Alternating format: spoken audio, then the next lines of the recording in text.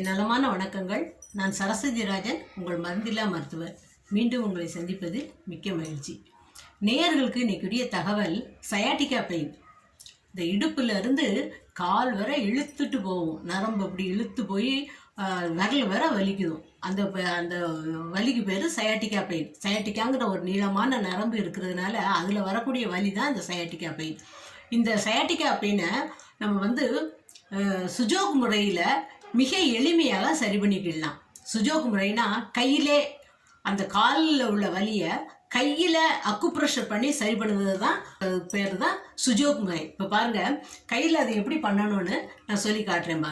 பாருங்கள், இது நம்மளுடைய கையில் பின்பகுதியில் இது முதுகுத்தண்டு, இது முதுகுத்தண்டு. இந்த ரெண்டு விரலும் கால், இந்த ரெண்டு விரலும் கால்கள். இதில் அந்த சயாட்டிக்கா நரம்பு போகிற இடம் இப்படி இந்த ஓரமாக, அதே மாதிரி இந்த விரலில் இந்த ஓரமாக. இதில் நம்ம என்ன பண்ணணும்னா, 1 நிமிடத்துலேருந்து 5 நிமிஷம் வரை நல்லெண்ணெய், கடுகெண்ணெய், இந்த மாதிரி ஏதோ ஒரு ஆயில் எடுத்துட்டு